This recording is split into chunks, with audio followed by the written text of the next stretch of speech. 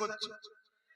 ওই গাদ্দার গুলো মরণের সময় দেখবেন কলেমা জুটবে না, এত বড় নেমো খারাম গাদ্দার ওরা। আল্লাহ ওদের বিচার করবে। কিন্তু 2-5 জন গাদ্দার হয়েছে বলে কি পুরো 19 হল গাদ্দার নাকি? অতএব 2-5 জন গাদ্দারের বিচার আমরা করব না, আল্লাহর হাতে দিয়েছি, আল্লাহ বিচার করবে। হারামখোর গাদ্দার, মানুষ কত কষ্ট করে তোর সাথ দিল, তুই গাদ্দারি করছিস মুনাফিক, তোর বিচার হবে। আজকে হজ হাউসের মধ্যে মদ পাওয়া যাচ্ছে, জানেন না? জানেন না? এই দেখেছেন হজ হাউসের মধ্যে মদ, কেউ জানতো? কেউ জানতো? সেই তোমাদের পীরজাদা, তোমার দাদা পীরের খুন, সেই নওশাদ সিদ্দিকী হজ হাউসের মধ্যে গিয়ে হঠাৎ করে ঢুকেছে, ঢুকে দেখছে মদের বোতল। যেখানে মদ পাওয়া যাচ্ছে ওখানে মেয়ে নিজে, অন্য কিছু হয়নি।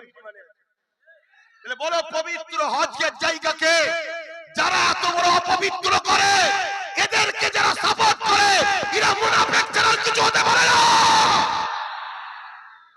গাদ্দার মুসলমান দাবি করিস, গাদ্দার।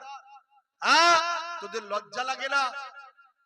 তোদের লজ্জা লাগে না? মানুষ তোদের জন্য কত কষ্ট করলো, তোরা তাদের সঙ্গে ধোঁকা দিলি। তোর যদি খুব কষ্ট হতো তুই বলতে পারতিস আমি ভাই সব ছেড়ে দিলাম, যা করবই না, যা। কিন্তু গাদ্দারি করলি কেন? আল্লাহ তোদের বিচার করবে। শোনে, আচ্ছা এই যে সামনে ইফতার আসছে, রোজার মাস এলে জিনিসপত্র দাম বাড়ে না কমে? এই দাম বাড়ায় কারা? বলুন বলুন, যারা ক্ষমতায় থাকে তারা তো নাকি?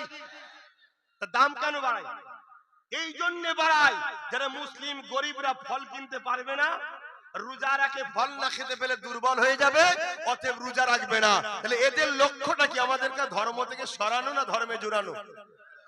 যারা ক্ষমতার জোরে আমাদেরকে ধর্ম থেকে সরাতে চাইছে, যেমন কেন্দ্রের বিজেপি সরকার আমার ইসলামকে মিটাতে চাইছে, আমার ধর্ম থেকে আমাদেরকে সরাতে চাইছে, তাই বিজেপিকে আমরা ঘৃণা করি, তাকে সাপোর্ট করি না, ঠিক না বেঠি? কিন্তু কেউ যদি সেকুলার সেজে, মুসলিম দরদি সেজে, রোজার মাস এলে ফলের দাম বাড়ায়, জানতে হবে এরাও আমার ধর্মের দুশমন না বন্ধু? জোরে বলেন, দুশমন না বন্ধু? আজকে দুঃখের সাথে একটা কথা বলতে হয়, অনেক মুসলিম এমএলএ এমপি আছে না? নাই?